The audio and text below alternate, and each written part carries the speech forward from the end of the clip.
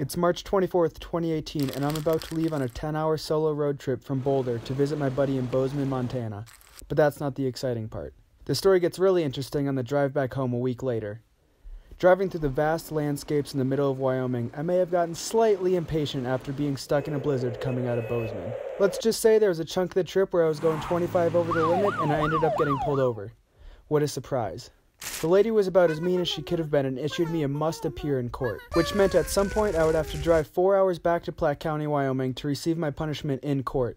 So I finished up the semester and in order to make the best of the situation, convinced a group of friends to drive with me and camp near Wheatland, the town I had my court date in, and make a weekend trip out of it. Long story short, the judge was an and fined me $250 and sentenced me to 4 days in jail.